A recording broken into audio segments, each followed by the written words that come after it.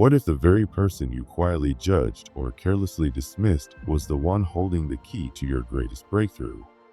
What if that individual, the one who rarely speaks, who walks with quiet grace and carries an air of mystery, was more powerful than the loudest leader or the most acclaimed voice? You see, there are people walking among us whose presence defies logic, whose influence extends far beyond the surface. They are not ordinary. They are what some call the chosen, and standing in opposition to them, that may be the greatest mistake you'll ever make. These individuals don't come dressed in glory.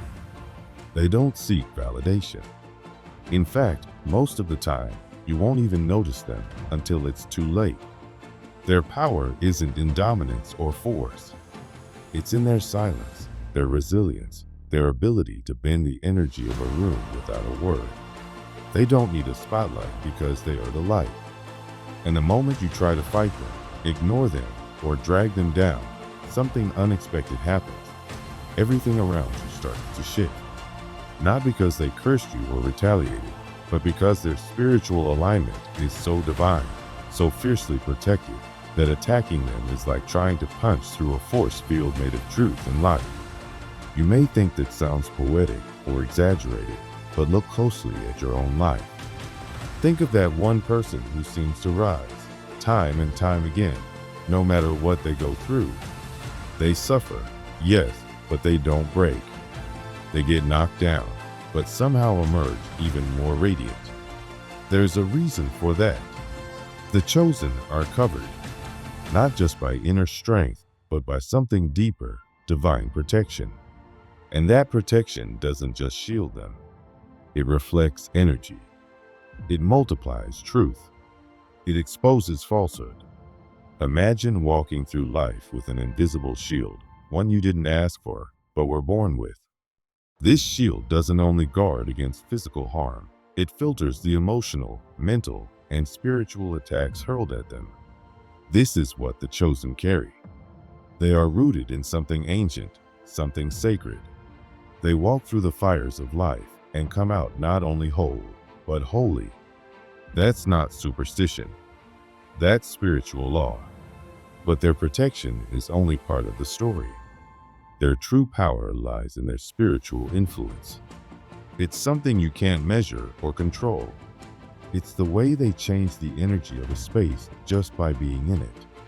They don't need to lecture or command, because their frequency speaks louder than words ever could. Their energy calms storms. Their presence brings clarity. Their eyes seem to look straight into your soul, not to judge, but to see, to mirror back to you what you've been avoiding. This influence is gentle, but don't confuse it for weakness. It's the kind of strength that can change lives in a whisper or dismantle chaos with a look. It's an energy that can heal you or shake you to your core, depending on how you receive it. Because make no mistake, if you challenge them, mock them, or try to diminish what you do not understand, the consequences won't be theatrical. They'll be personal, internal, and undeniable.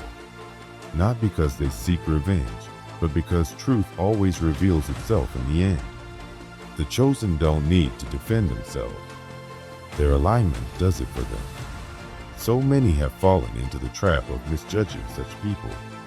Society has always had a habit of mocking prophets, ridiculing healers, and crucifying those who carry too much light for the darkness around them. The world often fears what it cannot control or explain. And because the chosen do not conform, because their power is not man-made or institutionally certified, they are often underestimated, or worse, cast aside. But when you really observe their lives, something incredible happens. You realize that they are not only surviving the fire, they are becoming the fire. Their ability to turn pain into wisdom, to transform wounds into medicine, is almost supernatural. They are alchemists of the soul. And the more you try to suppress them, the brighter they burn. What's even more remarkable is that this isn't just about spiritual strength. Their minds are just as extraordinary as their spirits. The chosen possess a wisdom that cuts through illusion like a blade. They may not have conventional accolades or degrees, but their understanding of life, human nature, and the unseen realms surpasses anything that can be taught. Their intellect is intuitive, raw, unshakable. They don't just solve problems, they see them before they even arise. Their thoughts are like deep rivers, calm on the surface, but carrying tremendous depth and movement underneath. When they speak, it's not to impress, it's to awaken. Their words stay with you long after the conversation ends, echoing in your thoughts, reshaping your perceptions. You'll find yourself thinking, how did they know?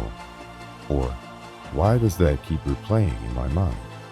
It's because their words don't come from ego, they come from source. This is why to dismiss their insight is not just foolish, it's self-sabotage. In a world drowning in noise, distraction, and artificial wisdom, encountering a voice of true clarity is a sacred opportunity. The chosen may not look like the guides you expect, but they are the ones carrying torches in the darkness. And if you let them, they can help you see the path you've been searching for your entire life. But perhaps the most awe-inspiring part of their existence is not their power or intellect, it's their impact. The chosen don't just influence people, they transform them. One conversation with them can shift a person's trajectory. One act of kindness from them can heal wounds that have festered for decades. They don't preach change, they embody it. Their energy acts like a tuning fork, aligning others with their higher selves, awakening potential that's been dormant for years. They aren't always celebrated. In fact, most often they are met with resistance, envy, or confusion, because their light exposes shadows and their truth dismantles illusions. But those who are ready, those with eyes to see and hearts to receive, will find in them the catalyst they've been waiting for. Still, this sacred path doesn't come without a cost. For all their power, the chosen often walk alone. Not because they want to, but because the world has never been kind to those who are different. Their wisdom isolates them. Their authenticity threatens comfort zones. Their existence reminds others of what they've forgotten in themselves. So they are misunderstood, cast aside, sometimes even ridiculed by the very people they are trying to help. It's a lonely road, but they walk it anyway, because they are not here for praise. They are here for purpose. And yet, no matter how isolated they feel, no matter how often they are ignored or pushed away, they do not falter, because their source is not external. It is divine. They draw from an inner well that never runs dry. They are sustained by something eternal. And so, even in their silence, even in their solitude, they are still shining. If you've crossed paths with such a soul, consider yourself blessed. But tread carefully, because opposing the chosen is not like opposing an ordinary person. It's not just about disrespect, it's about disrupting an alignment far beyond your understanding. It's playing with fire and pretending not to feel the heat. You don't have to worship them. You don't even have to understand them. But if you're wise, you'll listen. You'll observe. You'll allow their presence to shift something within you. Because they are not here to control or dominate. They are here to remind you of who you truly are. Their light is not a spotlight, it's a mirror. So the next time you encounter someone who seems too quiet, too deep, too intense, pause. You may be standing in the presence of a soul carrying centuries of wisdom protected by forces unseen, here to guide others through the darkness. You may be standing in the presence of a chosen one, and how you treat them could change everything. There are those among us who walk a different path, quietly, sometimes invisibly, yet their presence radiates a mysterious weight, a depth that feels both comforting and unsettling. These are the chosen, not chosen in a way that implies superiority, but in a way that reflects a deep inner calling, a divine whisper that sets them apart. They see differently. They feel more. They carry something ancient and powerful within them, even if the world doesn't always know what to make of it. Even in a crowd, the chosen may feel the echo of loneliness.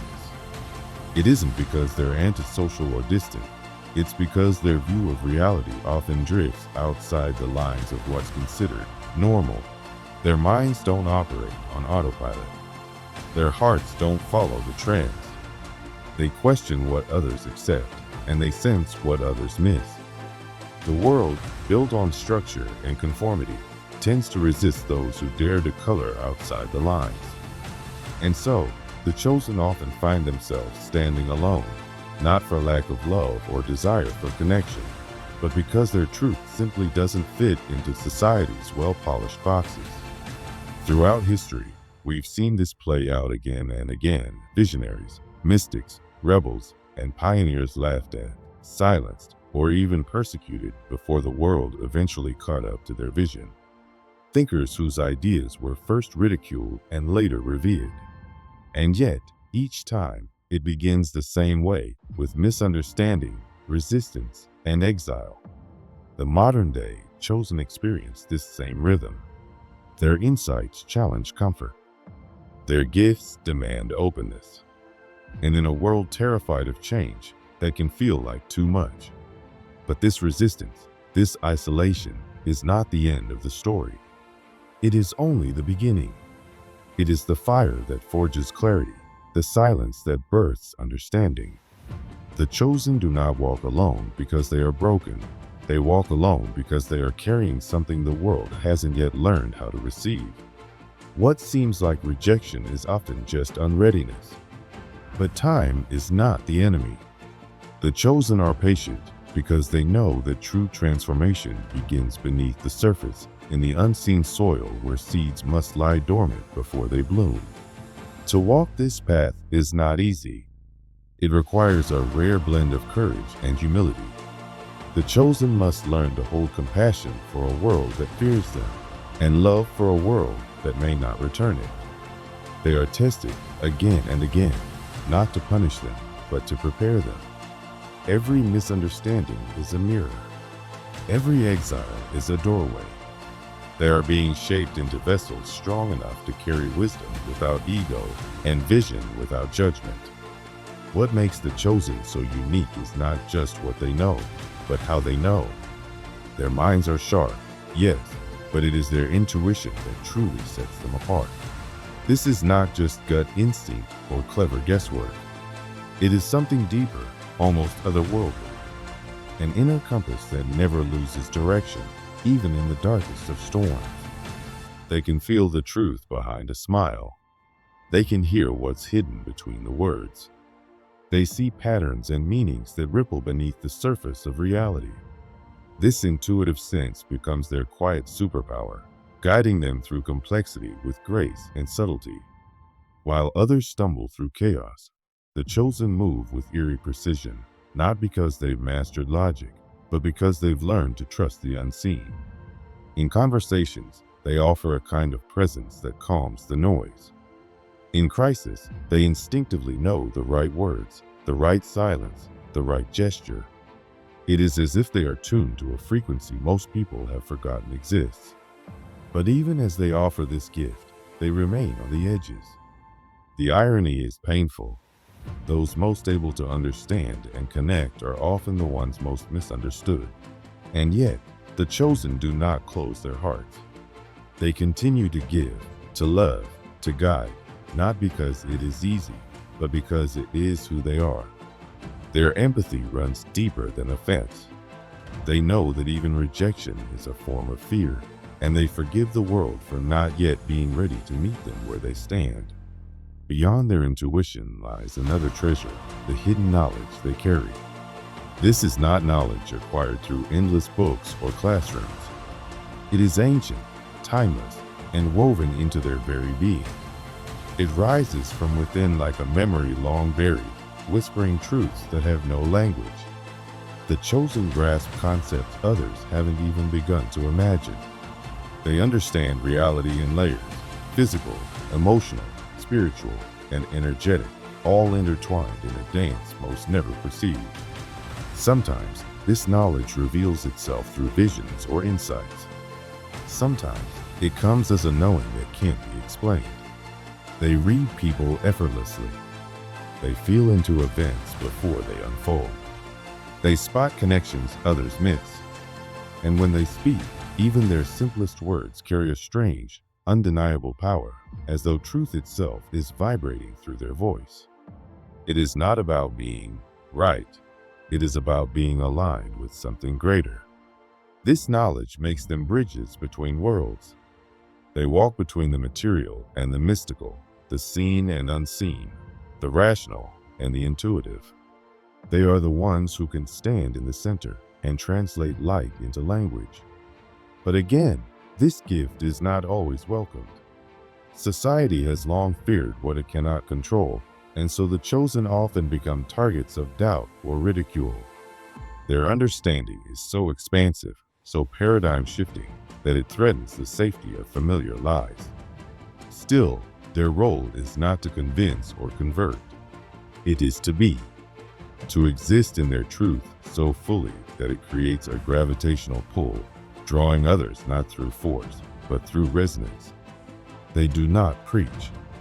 They embody. And in doing so, they offer others a glimpse into what is possible beyond the veil of fear and conformity.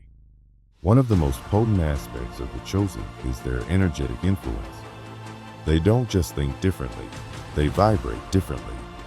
Their very presence shifts the atmosphere around them. Some radiate calm so profoundly that people feel at peace just by standing nearby. Others ignite a fire in those they meet, awakening dormant passions, shaking off stagnancy, and inspiring transformation.